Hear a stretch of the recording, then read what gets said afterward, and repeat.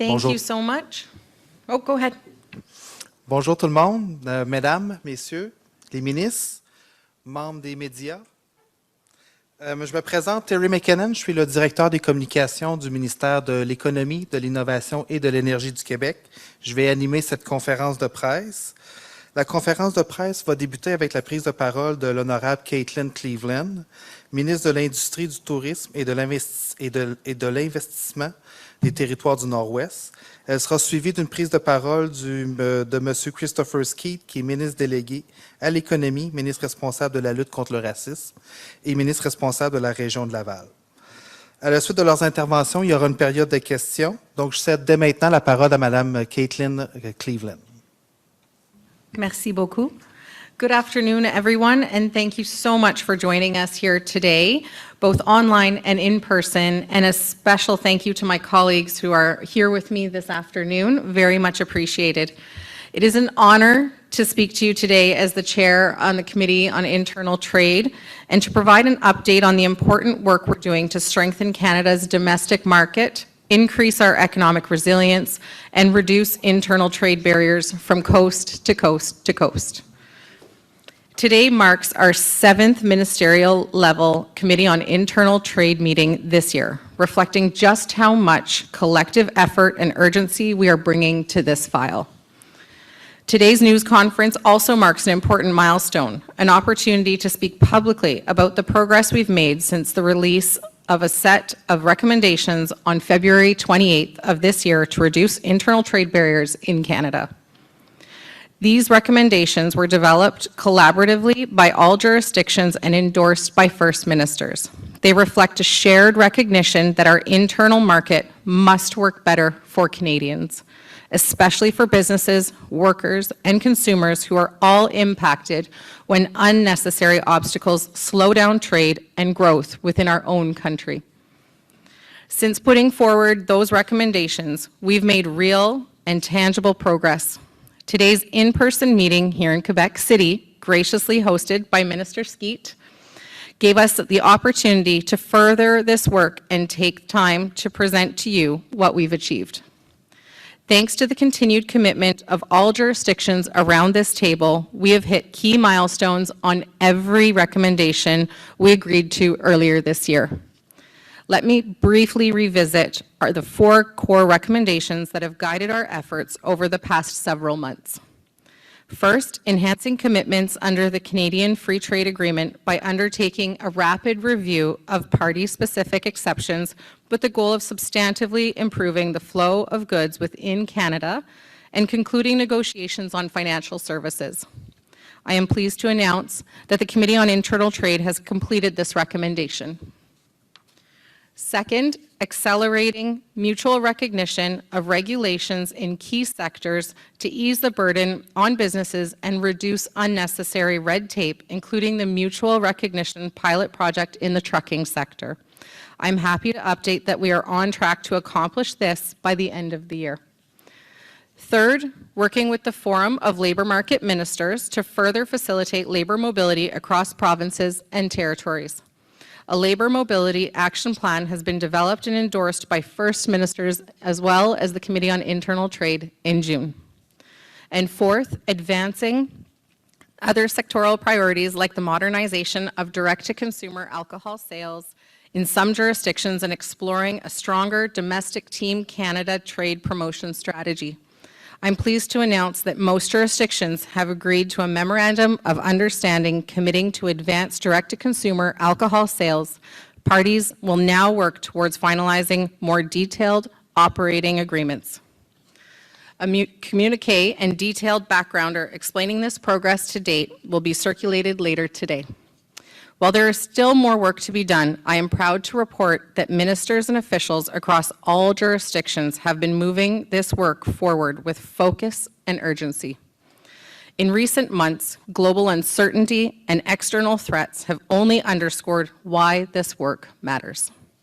However, this is not just about reacting to external pressures. It's about the work we are doing on behalf of Canadians, and our goal must be strong, integrated domestic economy.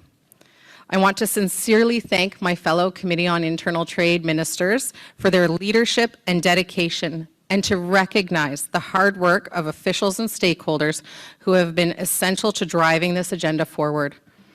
Today's news conference reflects our commitment to transparency and public accountability.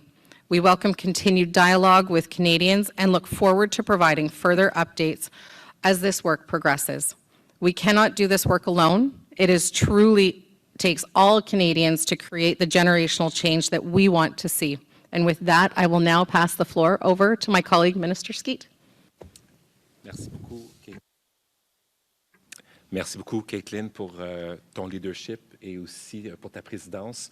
Tu le fais avec brio. Chers membres du comité, c'est toujours un plaisir de vous retrouver. En fait, c'est une grande fierté pour moi de vous recevoir ici dans la capitale nationale, le Québec. Du Québec plutôt, et c'est vraiment important et symbolique que vous soyez ici avec nous. Donc, merci beaucoup d'avoir accepté l'invitation en si grand nombre. Effectivement, c'est la troisième fois qu'on se voit en personne et, il faut se le dire, le monde a changé et on doit, nous aussi, changer. On doit travailler davantage ensemble pour ouvrir les marchés et c'est une des priorités que notre gouvernement s'est donnée, de diversifier l'accès des marchés pour les entreprises québécoises et on est tous d'accord qu'il faut en faire plus pour travailler ensemble pour ouvrir le commerce interprovincial. D'ailleurs, à 100 mètres d'ici, le 30 mai dernier, j'ai présenté le projet de loi 112. Le projet de loi 112 vise à ouvrir le marché du Québec avec les partenaires du Canada. Un produit commercialisé dans une autre province va pouvoir être vendu au Québec, sauf exception. En gros, on veut ouvrir le marché du Québec en ces moments incertains et c'est tellement important de le faire. Je salue les collègues pour leur travail dans leurs juridictions respectives parce qu'il y en a beaucoup d'entre eux qui ont fait pareil, mais c'est vraiment important en ce sens. On va continuer à faire ce travail ensemble et je pense que c'est important avec le leadership des partenaires et de notre présidente qu'on va continuer. Donc, félicitations, chers collègues, pour tout votre bon travail et surtout, bienvenue dans la belle région de Québec. M. Skeete, merci, Mme Cleveland. Nous allons maintenant procéder à la période des questions.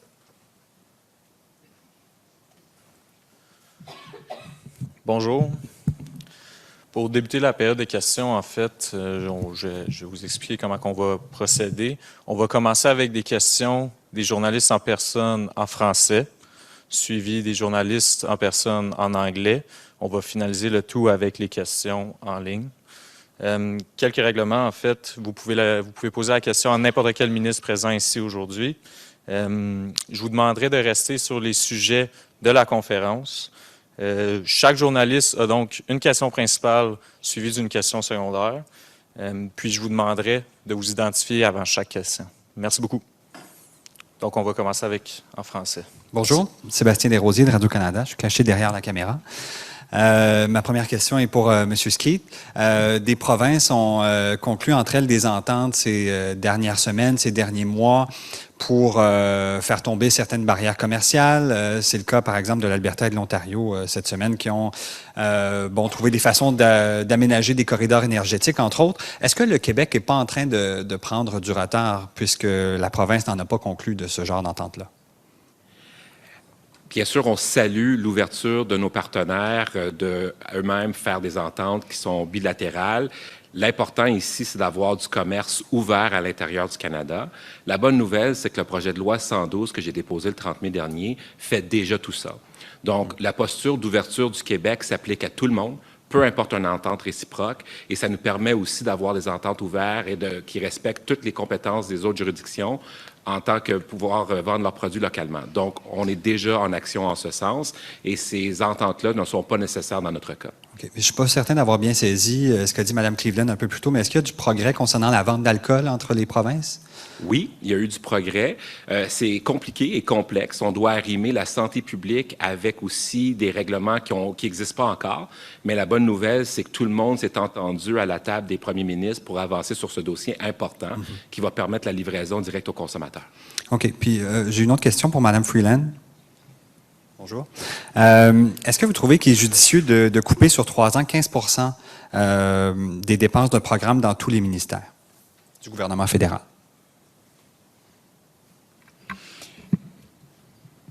Pendant la campagne électorale, le Premier ministre Carney était très clair que notre gouvernement libéral va couper les dépenses pour le gouvernement pour permettre de faire plus des investissements dans les Canadiens et Canadiennes et dans l'économie canadienne. Alors, on était très clair. J'ai trouvé que les Canadiens et Canadiennes comprennent très, très bien cette position. Tout le monde comprend qu'on a besoin, en tant que pays, des grands investissements dans notre pays, les investissements qui coûtent cher.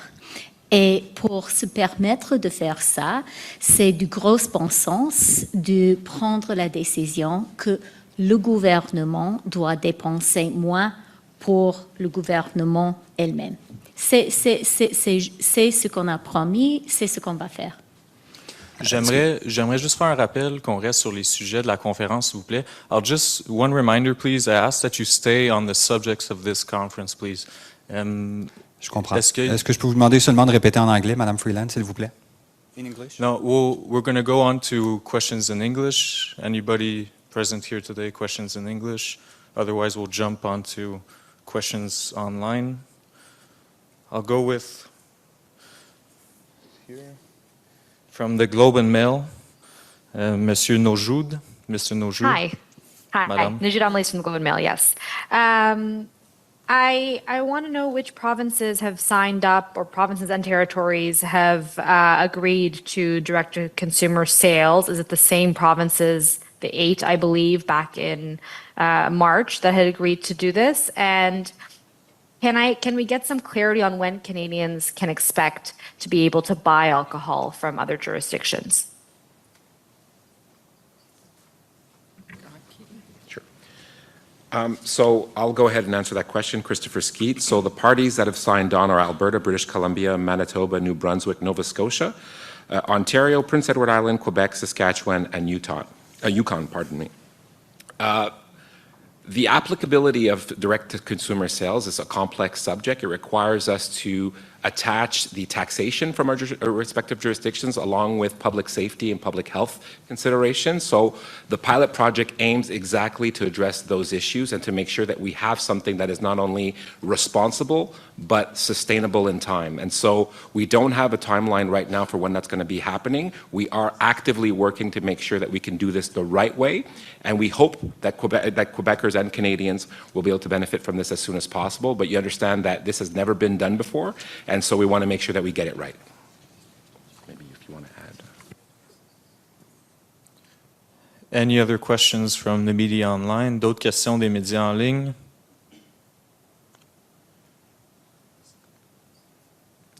Si ce n'est pas le cas, c'est ce qui va conclure la... We have a question. Hi, sorry, it's just my follow-up. Still Nojoud from the Globe. Okay, Minister Skeete, you just said pilot project. Can you expand on that a little bit? Like, what is the goal here? You don't have a timeline, but you're saying it's going to be a pilot project. Does that mean it's going to be over a certain period of time? What is that going to look like? So the idea is we're starting from scratch, something that's never been done before in Canadian history. That is to align all the provinces for sales, direct sales to consumers of alcohol. That means making sure that, for instance, if you're shipping your goods from British Columbia and you want to ship it to Quebec, we need to make sure that the taxation is right. We need to make sure that the quantities that you're sending are not dangerous quantities. We want to make sure that this is not a commercial enterprise, but also a private enterprise. We want to make sure that communities, for instance, who are dry communities, don't get sent alcohol when they shouldn't be getting sent alcohol. These are all things that have to be addressed in committee. We are 14 jurisdictions trying to get this right, and because it is a complex issue, it's something that requires us to take the time. The good news is the First Ministers have agreed to do this for the first time.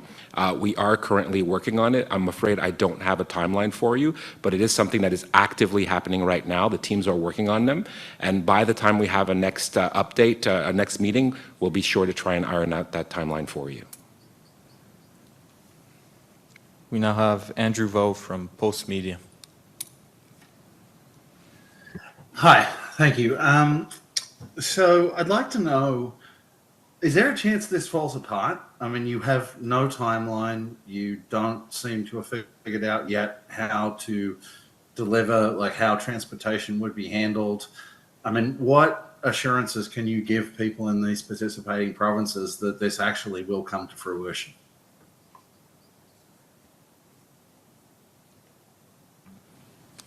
I'll take the question again if my colleagues, and feel free to jump in, anybody. Well, the assurance that you have is that all First Ministers have signed on to this. All First Ministers that I named have said that they are on board to make this work. Now, again, I think we cannot underestimate how difficult it is to align all these different provinces who historically have worked in silo with their own liquor commissions, to get them on board to do one program, a national program that will allow direct-to-consumer sales. So I'm very optimistic that it's going to happen.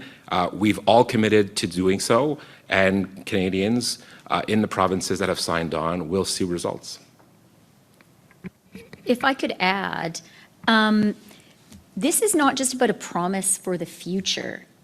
This meeting is part of a series of conversations and actions and legislation passed federally and provincially, which has created a more united Canadian economy than at any time since Confederation. There is so much more work to do, and the tone of the meeting today was one of ambition and impatience. All of us want to do more. We want to act fast because we recognize this is a critical moment in Canada. But the reality is, this is not about us promising something for tomorrow. This is also about us talking about having made very significant progress just over the past few months. And one of the conversations we had is we are already starting to see Canadian businesses selling more goods within Canada as a result of the work that we have been doing. And I would say more broadly, like, this was a great conversation. I'm grateful to Caitlin. I'm grateful to Christopher pour l'accueil chaleureux. But at the end of the day, this is about everyone at this table responding to the passionate feeling that we are seeing among Canadians. Canadians get it. They understand that Canada is being beaten up right now economically, and they understand that one of the best ways for us to respond is to help each other, to trust each other, to build one Canadian economy. That's already happening, and today's meeting is just about doing more, better, faster. Hi, Andrew. It's Jean-Claude Damour. Just follow up, to your question about our province. New Brunswick will, our expectation is to be able to start direct to consumer within a month or so, depending on the speed that we will be able to finalize agreement with other provinces. We know that some provinces have already started on their side. So as I indicated, earlier this week with you, we are moving in regulation right now. And now that we know the first, the provinces that will join direct to consumer, the first one, so, the first group of 10, so we will start with the first one and going forward. So I really expect that our producer in New Brunswick will be able to start selling without, I will say, a month or two. This is the expectation that we did set. But as I also indicated, in some case it may take more months, depending on the work that we will have to finalize with some province and finalize also in our regulation. And that will be a wrap for the conference today. I appreciate you being with us. Merci, c'est ce qui va conclure la conférence de presse aujourd'hui. Merci beaucoup.